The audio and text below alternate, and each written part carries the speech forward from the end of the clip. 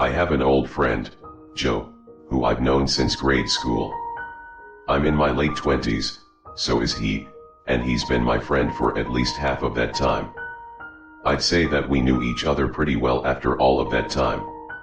This may seem irrelevant and uninteresting, but I have to stress this: I know him, and I know him well.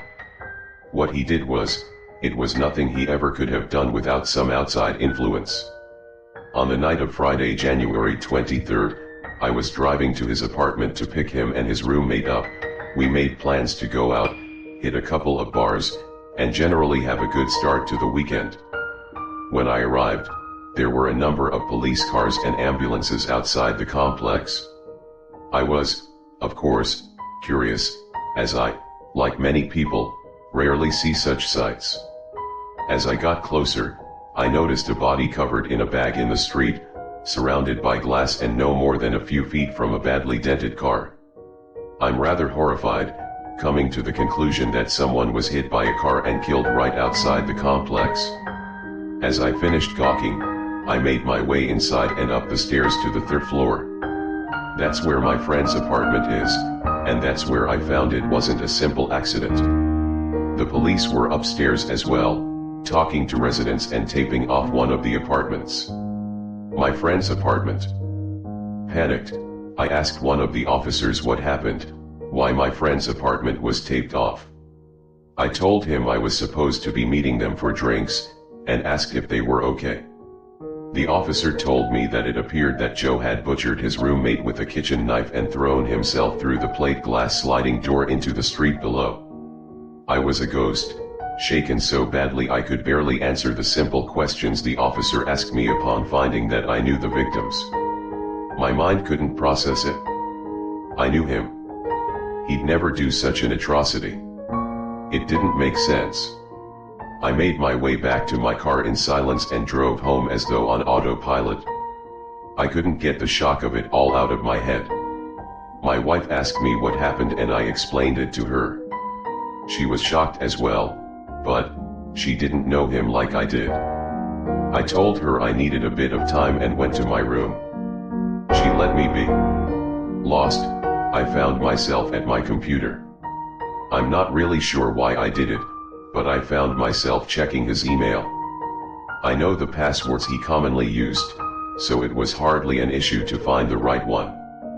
I thought perhaps he had friends online who I needed to tell, or maybe I thought I'd find a window into what caused this.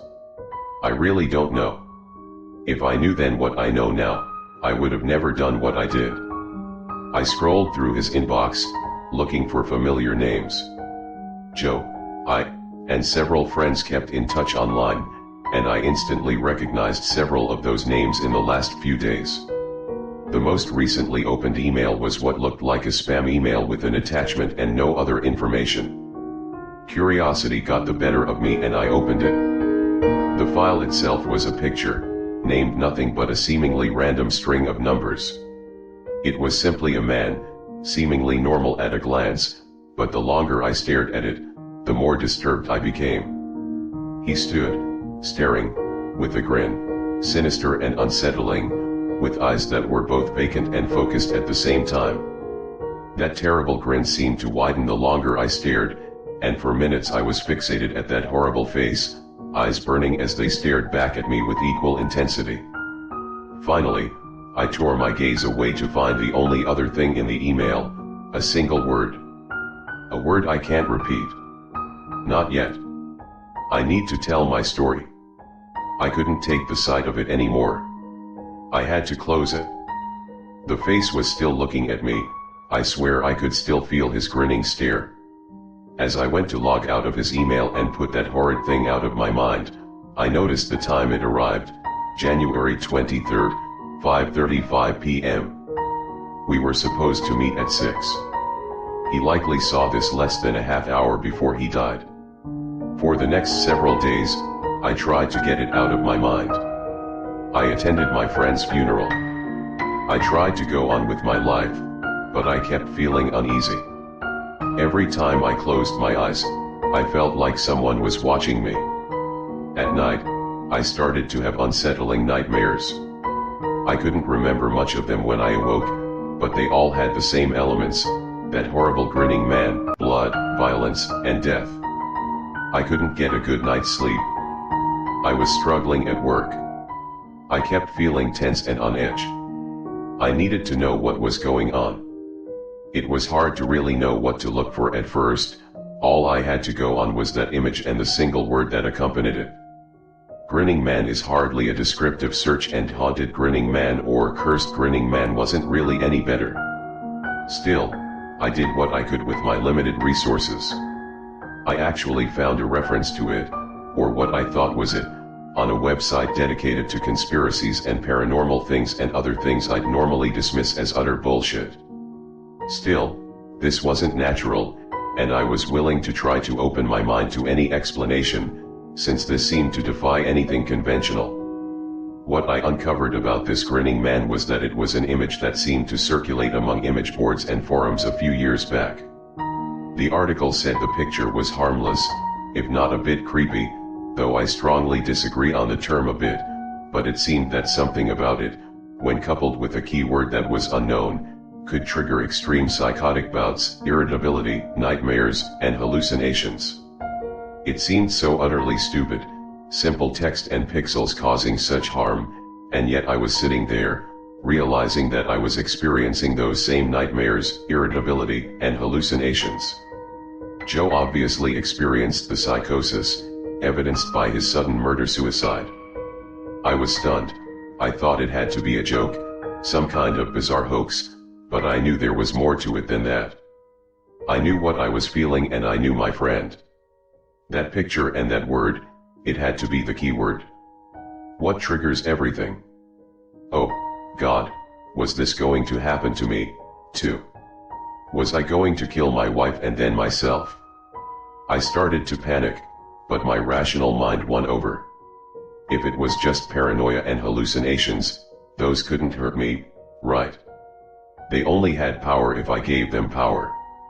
I decided that I would end this, put it out of my mind, rationalize it away each time I felt it. That would be the end of it all.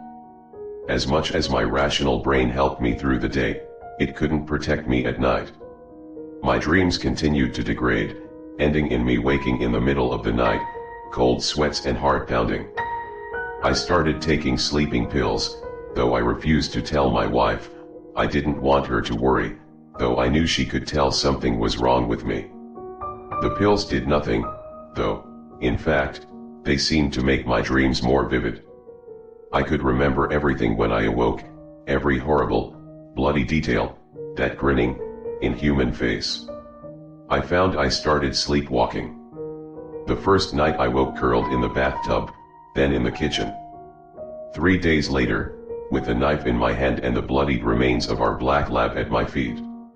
I can't even remember the next things that happened after that. I know I cleaned up our dog, hid him in a trash bag, and said he ran off in the night and got lost. I was terrified. I had no idea what to do. I tried to medicate myself heavily. I locked up all the knives in the house. My wife knew there was something terribly wrong, but I refused to say anything. I don't even know if I could at the time. The only thing I can still remember clearly was the dreams.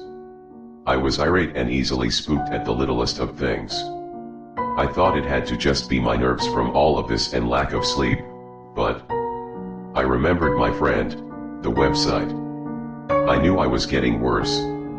The thing I remember most about the dreams, aside from that horrible grinning man, is the emotions. I felt each death that was inflicted in the dream like it was real. Like it was my own hand disemboweling my friends, my family, and random strangers against my own will. Like each death, each vision of terror he showed me, was not just a vision but my own work. Each horrible death in the dream made him grin a little wider. He wanted me to snap. He wanted me to become exactly what he was showing me. He wanted me to become him. So, I come here to tell you this because I'm desperate. I need help. You see, I can't bear the thought of harming my wife, the woman I love most in this world. Yet, I know it's inevitable. He's always there, watching and grinning, knowing I'm close to breaking, and nudging me ever closer to the edge. I know what he wants. I can't let him have that. I don't know any other way out. I'm reaching out to you in hopes that he'll leave me alone. Maybe if you, the careless reader who I warned away, will give him what he wants, he'll let me be. I have to try. I don't know what else to do. I'm so sorry. I hope you can forgive a man for acting in desperation.